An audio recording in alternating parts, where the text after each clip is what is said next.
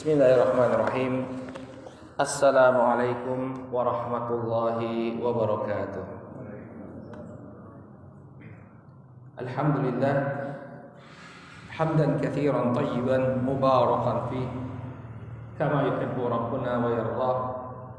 Asyhadu an la ilaha illallah wahdahu la syarika lah wa asyhadu anna Muhammadan abduhu wa rasuluh. Allahumma salli wa sallim ala nabiyyina Muhammad wa ala alihi wa sahbihi wa man ittaba'a hudahu ila yaumiddin, amma ba'd. Bapak dan Ibu jemaah salat subuh rahimakumullah. Alhamdulillah, puji syukur kita panjatkan kepada Allah atas segala nikmat yang telah Allah Subhanahu wa taala anugerahkan kepada kita sehingga sampai hari ini, hari ke-13 di bulan yang mulia ini, kita masih diberi kesempatan untuk melaksanakan ketaatan kepada Allah. Mudah-mudahan Allah Subhanahu wa taala senantiasa melimpahkan taufik dan hidayahnya kepada kita semua. Amin ya rabbal alamin. Bapak dan Ibu rahimakumullah, pada pertemuan yang terakhir kemarin kita telah bahas tentang pentingnya sholat, terutama di bulan yang mulia ini. Maka insya Allah di kesempatan pagi hari ini kajian subuh kita akan mengambil tema tentang puasa yang sempurna. Bapak dan Ibu rahimakumullah, dalam permasalahan dunia kita seringkali atau senantiasa menginginkan yang terbaik. Apa yang bisa kita dapatkan, maka kita akan berusaha untuk mendapatkan yang terbaik. Ya, pakaian yang terbaik, rumah yang terbaik, pekerjaan yang terbaik, segala sesuatunya kita upayakan untuk mendapatkan yang sempurna. Maka demikian juga hendaknya dalam permasalahan akhirat, dalam permasalahan agama, ya, bahkan ini terlebih lagi karena inilah yang akan menjadi bekal kita nanti, ya, ketika menghadap Allah Subhanahu wa taala dan menjadi modal kita untuk mendapatkan kedudukan yang tinggi dalam surganya Allah Subhanahu wa taala. Maka penting bagi kita untuk berupaya mencapai kesempurnaan dalam ibadah kita, termasuk puasa di bulan Ramadan ini. Oleh karena itu hendaknya puasa di bulan Ramadan ini kita bukan hanya menahan diri dari lapar dan dahaga dan juga dari hasrat syahwat kita sampai waktu berbuka, tapi hendaknya kita lengkapi juga dengan amalan-amalan sunnah lainnya sehingga puasa yang kita lakukan menjadi puasa yang demikian sempurna. Apa saja yang dituntunkan oleh Nabi SAW dari perkara-perkara sunnah yang hendaknya tidak kita tinggalkan juga di bulan yang mulia ini? Disebutkan oleh Syekh Abdullah Al-Jarullah dalam Mislah Ramadan, untuk mencapai puasa yang sempurna hendaknya kita tidak melupakan perkara-perkara berikut. Yang pertama, antasta'ina bis-suhur. Yang pertama, hendaknya kita tidak melupakan sahur. Ya, menolong puasa kita atau meringankan puasa kita dengan bersahur terlebih dahulu di waktu pagi. Dan sahur ini, kata Nabi SAW, ini merupakan sumber keberkahan bagi kita. Dalam hadis yang diriwayatkan oleh Imam Al-Bukhari dan Muslim, Nabi SAW bersabda, "Tasahharu fa inna fis sahuri barakah." Bersahurlah kalian karena di dalam sahur itu terdapat keberkahan. Jadi Bapak dan Ibu yang dimuliakan Allah, walaupun kita kuat menjalankan puasa tanpa sahur, ya mungkin karena sekarang work from home, kerja dari rumah, tidak terlalu berat, ya kita bisa dengan santai-santai kerja di rumah tanpa harus keluar rumah. Nggak usahlah sahur lah, tahan kok insya Allah. Nah, jangan, tetap kita melaksanakan sahur. Kenapa? Karena sahur ini merupakan sumber keberkahan, ya, sumber kebaikan bagi kita. Selain meringankan puasa kita, jadi kita bisa melakukan puasa dengan kekuatan, dengan energi, ya, sahur ini menjadi sumber kebaikan bagi orang yang tidak meninggalkannya. Demikian juga dalam sebuah hadis yang diriwayatkan oleh Al-Imam Ibnu Khuzaimah dalam sahihnya, Nabi SAW mengatakan, "Ista'inu bi ta'amis sahur ala siyamin nahar wa bi qailulatin nahar ala qiyamil lail." Nabi SAW mengatakan, peringanlah puasa kalian di siang hari dengan sahur. Jadi dengan sahur puasa kita akan terasa menjadi lebih ringan. Jadi Islam itu justru ajarannya itu mudah ya. Meringankan hamba-hamba Allah Subhanahu wa taala. Jadi bukan kita biar tambah besar pahalanya nggak sahur sekalian. Enggak, justru sebaliknya. Ya, justru kita diperintahkan untuk meringankan puasa kita dengan cara apa? Makan sahur. Qala wa biqailulatin nahar ala qiyamil lail. Dan peringanlah qiyamul lail kalian dengan tidur siang. Ternyata tidur siang qailulah itu suatu hal yang disunnahkan. Tapi dengan tujuan agar apa? Agar malamnya kita lebih kuat untuk melakukan qiyamul lail. Ya, jadi Nabi SAW mengatakan peringanlah qiyamul lail. Jadi nggak berat. Kenapa? Karena siangnya sudah istirahat. Kalau siangnya dia kurang istirahatnya, maka bisa jadi dia menjalankan qiyamul lailnya dengan kurang khusyuk, capek, ngantuk. Tapi kalau siangnya sudah istirahat, insya Allah qiyamul lailnya akan bisa dia laksanakan dengan baik. Baik, ini diantara sunnah di waktu sahur. Kemudian juga diantara sunnah yang juga hendaknya kita lakukan ya di selama bulan Ramadan adalah kita memperbanyak ibadah-ibadah sunnah, sholat sunnah. Ya, sholat duha, kemudian juga sholat rawatib. Ya, sholat rawatib ini juga hendaknya kita jaga. Bahkan sebagian ulama mengatakan menjaga sholat sunnah rawatib ini lebih utama daripada qiyamul lail. Kenapa? Karena Nabi SAW tidak pernah meninggalkan sholat rawatib, sholat yang mengiringi sholat wajib. Ya, jadi kita isi dengan sholat sunnah. Nah di sana ada amalan, ya amalan yang mungkin sebagian kaum muslimin belum mengetahui, amalan yang luar biasa yang mengganjar atau yang membuat Allah Subhanahu wa taala mengganjar ya siapa yang mengamalkannya dengan pahala haji dan umroh. Apa amalan tersebut? Yaitu berzikir setelah sholat subuh berjamaah sampai datangnya waktu syuruk. Dalam sebuah hadis yang diriwayatkan oleh Al-Imam At-Tirmidzi ya, dari Anas bin Malik radhiyallahu taala anhu, Nabi SAW bersabda, "Man shallal ghada fi jama'atin, thumma qa'ada yadhkurullah hatta tatlu asy-syams, thumma shalla rak'atain, kanat lahu ka'ajri hajatin wa umrah tammah." Kata Nabi SAW, barang siapa yang sholat subuh berjamaah, kemudian dia duduk di masjid berzikir kepada Allah Subhanahu wa taala sampai terbitnya matahari. Tatlu'u syams ini artinya sampai matahari itu lepas dari ufuk. Jadi begini, ya matahari itu kan pertama muncul sinarnya ini ya, fajar shadiq. Kemudian dia semakin terang, makin terangkat. Nah, ini ketika matahari ini dalam proses terbit, ini adalah waktu terlarangnya sholat Bapak dan Ibu. Kita nggak boleh sholat kecuali sholat wajib. Misalnya subuhnya dia terlambat, nggak apa-apa dia langsung sholat. Tapi untuk sholat sunnah nggak boleh. Ini termasuk waktu terlarangnya sholat. Jadi waktu terlarangnya sholat itu adalah waktu ketika proses matahari terbit dan menjelang terbenam. Ya, ini dia kata Nabi SAW, dua tanduk syaitan. Ya, jadi kita nggak boleh sholat waktu yang terlarang. Kapan bolehnya kita sholat? Setelah matahari itu lepas landas, seukuran tombak. Kalau pakai bahasa fikih zaman dahulu, seukuran tombak. Ya, jadi matahari ini naik. Nah, ketika dia sudah lepas landas, artinya sudah ada jarak antara ufuk dengan matahari tersebut, maka itulah waktu yang diperbolehkan untuk sholat. Nah, jadi keliru kalau misalnya kita masih ba'da sholat subuh berapa setengah jam ya atau 40 menit langsung sholat. Nah, ini masih masuk waktu terlarang. Ya, jadi setelah waktu terbit tambah lagi sedikit ya agar benar-benar matahari itu lepas dari ufuk. Ya, para ulama mengatakan jarak amannya adalah 1,5 jam setelah dikumandangkannya adzan atau setelah masuknya waktu subuh. Ya, setelah masuk waktu subuh. Misalnya waktu subuh jam 4.30.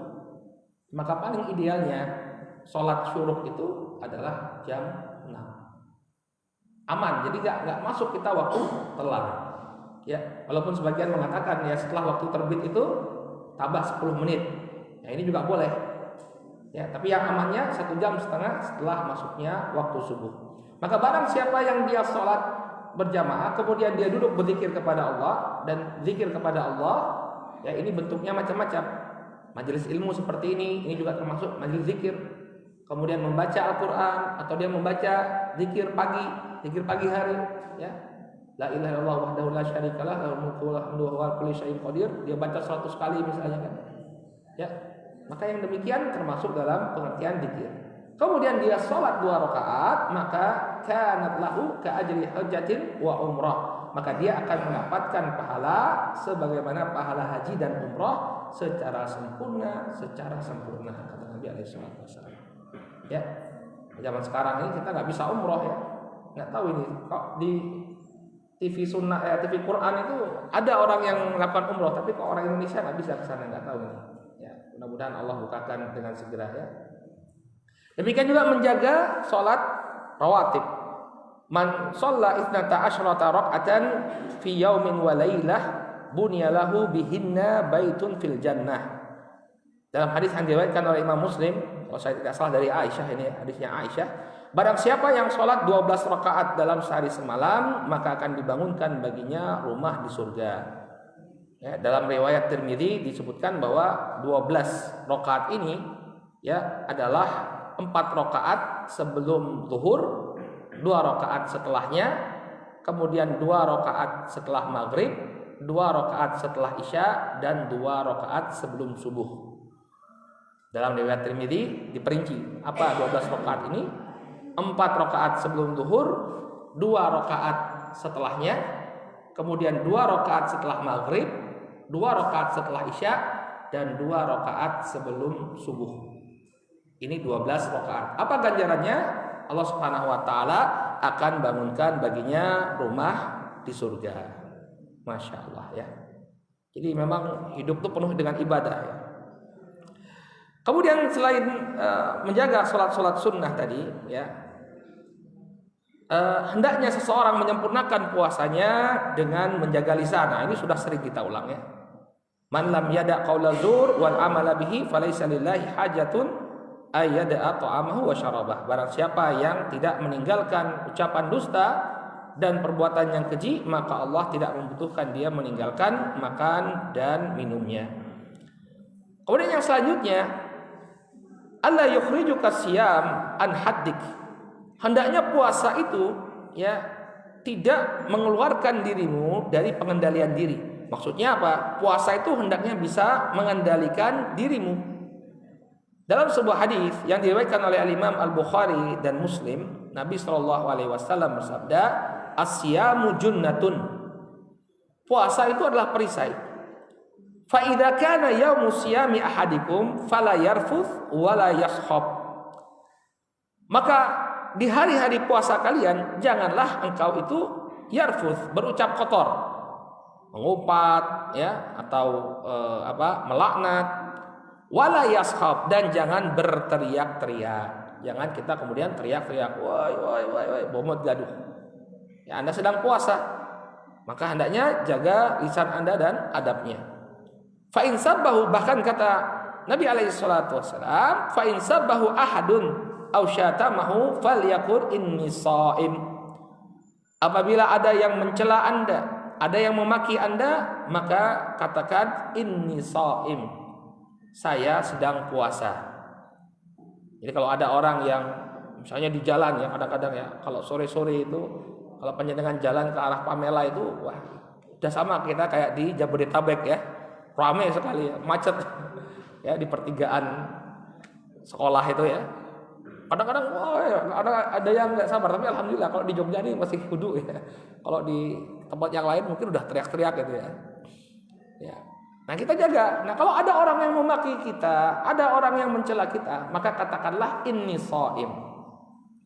Ada sebuah faedah yang disebutkan oleh Syekh Dr. Muhammad bin Hadi Al-Madkhali hafizahullah, dosen Fakultas Hadis di Universitas Islam Madinah. Saya pernah dengar ceramah beliau. Beliau mengatakan ucapan inni shaim, saya berpuasa, ini ditujukan kepada dua pihak. Yang pertama ditujukan kepada orang yang sedang mencela kita. Ketika dia mencela kita, sampaikan, inni shaim, saya sedang puasa. Dengan tujuan agar dia menghormati. Puasa ini adalah ibadah yang diperintahkan oleh Allah Subhanahu wa ta'ala. Mas, saya sedang puasa. Oh iya, orangnya mengerti, sedang puasa. Akhirnya dia menghentikan ucapan kotornya. Atau yang kedua kata beliau, ucapan inni shaim, saya sedang berpuasa, ini ditujukan pada dirinya sendiri. Ya, self reminder. Dia mengingatkan dirinya sendiri. Ya, aku sedang puasa, aku sedang puasa. Jangan sampai emosiku meledak-ledak. Ya. Jadi ini fungsi ucapan inni shaim, inni shaim. Saya sedang berpuasa, saya sedang berpuasa, ya. Kenapa? Karena dengan mengucapkan hal tersebut dia akan lebih bisa untuk mengendalikan emosinya. Ya. Kemudian yang selanjutnya disunahkan juga bagi kita ketika berpuasa menjaga pendengaran kita, menjaga penglihatan kita dan lisan kita. Ya, artinya yang berpuasa itu bukan hanya perut kita saja, tapi pandangan mata. Ya, kalau keluar rumah ya harus lebih ditundukkan. Jaga lisan kita juga. Tadi sebagaimana kita sebutkan. Demikian juga pendengaran kita juga. Jangan sampai kemudian ada orang yang sedang melakukan ghibah, membicarakan aib-aib orang lain, kita ikut nimbrung menikmati pembicaraan tersebut. Naudzubillah. Lisan kita dijaga, demikian juga pendengaran kita. Ya, karena ini akan mengotori puasa kita. Maka dalam sebuah atsar dari sahabat Jabir bin Abdullah radhiyallahu taala anhu, kata beliau, "Idza sumta falyasum sam'uka wa basaruka wa lisanuk anil kadhibi wal ma'athim wa da'adal khadim wal yakun 'alaika wiqarun wa sakinatun yauma siyamik wa la taj'al yauma fitrik wa yauma siyamik sawa."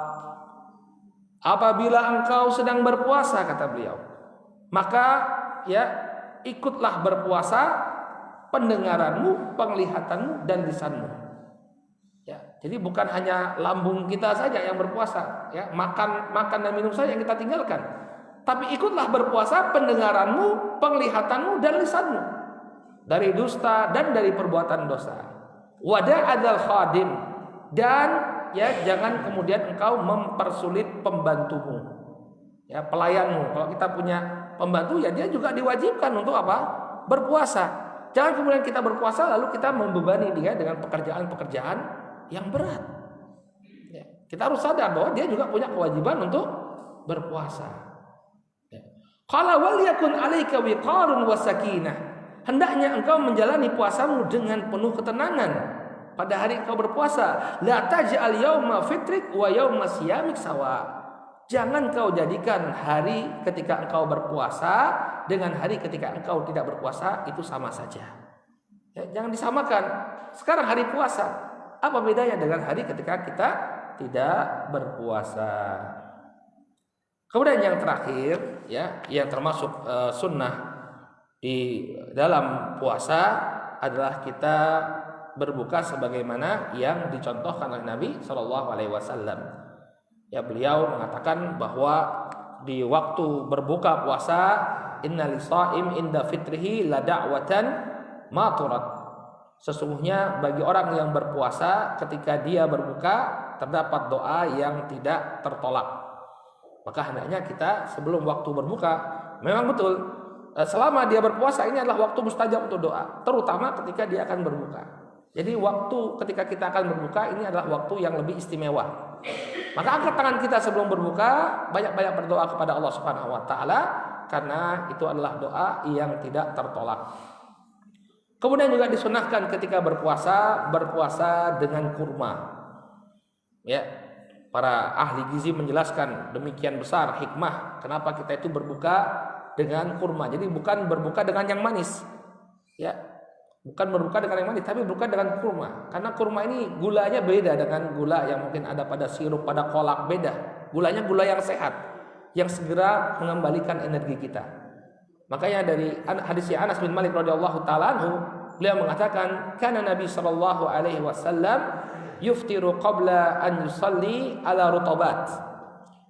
Dahulu kebiasaannya Nabi Shallallahu Alaihi Wasallam, ya, beliau berbuka sebelum sholat dengan rutobat. Rutobat itu adalah kurma segar, kurma fresh. Ya, kalau kita makan itu masih kres seperti makan sawu, Pak. Wah, itu enak sekali ya. Kalau dulu waktu di Hadramaut, alhamdulillah kita dekat kebun kurma. Jadi banyak orang yang mensedekahkan rutob. Ya, ditaruh di freezer, begitu mau berbuka setengah jam dihidangkan. Waduh, luar biasa enaknya. Ya, fa illam takun rutobat fatumairat. Kalau beliau tidak mendapati kurma segar, maka beliau berbuka dengan tamar, dengan sedikit tamar. Tamar itu kurma kering. Nah, yang kita konsumsi kebanyakan di Indonesia itu namanya tamar. Ada yang diimpor dari Tunisia itu ya, itu kemudian dikatakan kurma segar. Itu bukan kurma segar, itu juga sudah termasuk tamar. Kurma segar itu masih seperti sawu, keras makannya. Qala fa illam takun tumairat hasawatin min ma. Kalau beliau tidak mendapati kurma yang kering, maka beliau berbuka dengan beberapa tegukan air. Jadi ini urut-urutan sunnah berbuka. Yang pertama dengan kurma segar. Kalau kita tidak dapati kurma segar, maka ya dengan kurma kering. Kalau tidak, paling tidak dengan minum air terlebih dahulu. Jadi jangan yang lainnya. Kalau ingin mendapatkan sunnahnya Nabi Shallallahu Alaihi Wasallam, minum air, kemudian monggo silahkan gorengannya, kolaknya. Ya. Baik. Tapi kalau kita melakukan ini dengan niat mengikuti sunnah Nabi Shallallahu Alaihi Wasallam, untuk menyatakan, menunjukkan ekspresi cinta kita kepada Nabi Shallallahu Alaihi Wasallam, maka Nabi pernah mengatakan sesungguhnya seseorang itu akan dikumpulkan bersama orang yang dia cintai. Kita berharap dengan melaksanakan sunnah-sunnah ini, nanti di surga Allah kumpulkan kita bersama Rasulullah Shallallahu Alaihi Wasallam. Amin ya Rabbal Alamin. Mungkin ini Bapak dan Ibu beberapa perkara ya untuk menyempurnakan puasa kita. Mudah-mudahan Allah beri kemudahan bagi kita untuk menjalankan ibadah puasa dengan sempurna. Amin ya Rabbal Alamin. Kita cukupkan dulu sampai di sini. Subhanakallahumma wa bihamdika asyhadu an la ilaha illa anta astaghfiruka wa atubu ilaik. Bila taufiq wal hidayah. Wassalamualaikum warahmatullahi wabarakatuh.